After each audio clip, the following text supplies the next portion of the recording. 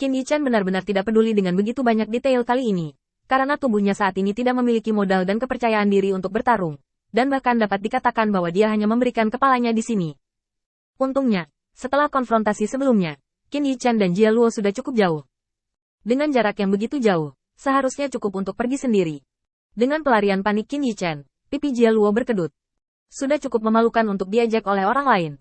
Jika Anda membiarkan orang ini pergi sekarang, bukankah Anda akan menamparkan diri sendiri dengan keras? Templar yang bermartabat, benar-benar melepaskan lawannya. Di mana ini menempatkan yang mulia? Jia Luo mengeluarkan raungan rendah, dan sosok emas itu langsung tumpang tindih dengannya. Hanya sebuah pemikiran, Jia Luo menghilang seketika. Hanya langit yang meninggalkan cahaya panjang yang dikumpulkan oleh bayangannya. Memegang ekornya, melintasi langit. Ekspresi Qin Yichan sangat serius, dan dia tidak peduli apakah tubuhnya telah membuka meridiannya.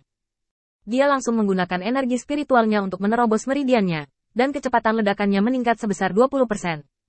Sial, aturan dunia ini benar-benar menjijikkan. Pada saat ini, Qin Yichan benar-benar tidak bisa menahan diri. Apakah kekuatannya tidak cukup kuat? Apakah keterampilan bertarungnya tidak cukup baik? Tidak juga, hanya karena aturan sialan dunia. Dalam aturan dunia yang berbeda, sarana dan kekuatan aslinya sangat ditekan, dan dia benar-benar tidak dapat menampilkan keagungan sebelumnya. Melihat musuh-musuh ini yang bisa ditekan olehnya, mereka melompat dan berteriak di wajahnya. Jika bukan karena kurangnya kekuatan, bagaimana dia bisa dipermainkan oleh Athena? Awalnya, hati Qin Yichan cukup seimbang. Bagaimanapun, dia sudah mendekati puncak kekuatan di dunia ini. Setidaknya dia telah memasuki level atas. Melihat ke belakang sekarang, itu masih di tengah. Itu masih di tengah-tengah. Qin Yichan merasa kesal di hatinya. Dengan omelan seperti itu, lingkungan Qin Yichan tiba-tiba menjadi gelap gulita. Qin Yichan tertegun sejenak. Jia Luo sudah mengulurkan tangannya ke Qin Yichan. Tidak ada ekspresi di wajahnya. Dia hanya ingin membunuh Qin Yichan untuk melampiaskan kebenciannya. Itu saja. Ekspresi dingin di wajah Qin Yichan jauh lebih menakutkan daripada kemarahan di wajahnya. Ini bukan lagi situasi yang bisa dia tangani. Dengan tubuh ini saja, tidak mungkin baginya untuk menahan serangan lawan. Menutup matanya, Qin Yichan menarik napas dalam-dalam. Maaf, aku ceroboh kali ini. Qin Yichan meminta maaf kepada Xiaolin di dalam hatinya. Xiaolin juga tidak bermaksud menyalahkan, hanya senyum malu. Tuan Light, jangan ambil hati. Bahkan jika saya mengubah masalah hari ini, saya tidak bisa melakukan yang lebih baik. Selain itu, mengorbankan saya sendiri dapat memenangkan kesempatan untuk mengepung dan menekan lawan. Saya pikir ini sangat berharga. Hanya saja aku sedikit malas dalam latihanku sendiri.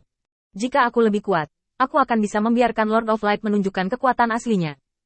Aku tidak berpikir orang ini adalah lawanmu. Saat suara menghibur Kobayashi ditekan oleh tangan raksasa Jia Luo, itu masih sangat jelas. Pada saat itu, Xiaolin merasa lega. Apa yang dia katakan adalah kebenaran, dan Qin Yichan juga lega. Dia tidak punya pilihan, dan hanya itu yang bisa dia lakukan.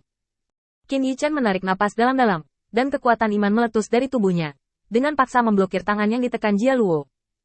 Xiaolin, izinkan saya mengajukan pertanyaan sekarang. Apakah Anda bersedia menyerahkan tubuh Anda dan memberi pelajaran kepada orang ini? Mata Xiaolin berbinar. Bisakah? Bisakah tubuhku mengalahkan orang ini? Mata Qin Yichan bersinar terang. Belum tentu, tapi aku pasti akan memberinya dorongan ingatan. Mata Qin Yichan penuh dengan ketajaman. Galuh. Sebagai seorang Templar, dia memang cukup kuat, dan dalam arti tertentu, kekuatan kerasnya lebih kuat dari dirinya sendiri. Tapi Qin Yichan tidak pernah takut. Dia tahu bahwa ada banyak kekurangan dalam taktik Jia Luo. Dengan batas atas yang bisa ditahan oleh tubuh Kobayashi, dia bisa langsung mengenai kelemahan dan kelemahan lawan. Bahkan jika Jia Luo bisa menghentikannya, itu sudah cukup baginya untuk minum pot. Tanda seru. Bagus. Kalau begitu ganggu Lord of Light. Xiaolin tidak bergeming sedikit pun, dan suaranya sangat menentukan.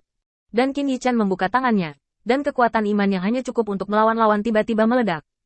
Tanda seru. Bagaimanapun, tubuh Xiaolin masih lemah, dan dia tidak tahan dengan pengiriman energi spiritual yang begitu mengerikan dari Qin Yichan. Qin Yichan memiliki sedikit kedinginan di matanya. Dengan gerakan ini, dia memutuskan untuk melukai dan menimbulkan kerusakan berat pada lawannya. Namun, sebelum Qin Yichan bisa bergerak, tiba-tiba, hantu besar yang Jia Luo memenjarakannya mundur tiba-tiba, tangannya di atas kepalanya. Saat berikutnya, raungan memekakkan telinga datang. Qin Yichan mengambil kesempatan pendek ini dan bergegas langsung ke kejauhan. Di hadapannya, orang yang sangat dikenalnya muncul, Gilgamesh. Gilgamesh memandang Qin Yichan dan mengerutkan kening. Di mana anginnya? Dari mana kamu mempelajari metodeku? Menghadapi pertanyaan seperti itu, Qin Yichan tertegun sejenak. dan kemudian dia ingat bahwa dia menggunakan tubuh orang lain. Dia berhenti dengan cepat dan menepuk dadanya. Ini adalah tubuh orang percaya saya, dan dewa saya sedikit tidak dapat dipisahkan sekarang. Gilgamesh melirik Qin Yichen dengan hati-hati, dan matanya tertuju pada lengannya. Itu adalah bekas luka yang ditinggalkan oleh kekuatan iman yang menembus tubuh. Hanya orang gila tingkat angin yang akan melakukan hal seperti itu. Secara tidak sengaja, Gilgamesh sepertinya melihat adegan Qin Yichen memotong daging di dadanya dan mematahkan kutukan yang ditinggalkan Ares, Dewa Perang. Semuanya begitu akrab. Kamu masih belum berubah. Serahkan padaku untuk saat ini. Kamu memang tidak cocok untuk muncul di sini. Qin Yichen melangkah mundur. Dan saat Qin Yichen melangkah mundur, Gilgamesh diam-diam menarik kemeja hitamnya. Dia tahu bahwa di dunia kehidupan angin, pakaian hitam adalah pakaian berkabung. Dan itu hanya dikenakan saat memberi penghormatan kepada teman mereka. Namun, melihat penampilan Qin Yichen yang semarak sekarang, Gilgamesh juga menghela nafas lega. Menatap Gero yang tercengang, Gilgamesh tiba-tiba mengangkat sudut mulutnya dan sedikit mengangkat kepalanya, dengan sedikit penghinaan dan ejekan di mata merahnya. Sumpit, kamu baru saja mengejar temanku? Suara sedingin es dengan niat membunuh mutlak membuat hati Jia Luo berkedut keras. Dia tidak bisa melihat atau memahami kekuatan lawannya, tetapi untuk sesaat, dia merasa bahwa hidupnya tidak lagi di tangannya. Kamu siapa? Gilgamesh memandang Galo, mengangkat tangannya dan mengguncangnya sedikit, dan di belakangnya ada aliran riak yang terus-menerus. Jika kamu tidak mengenal raja ini, kamu bisa mati.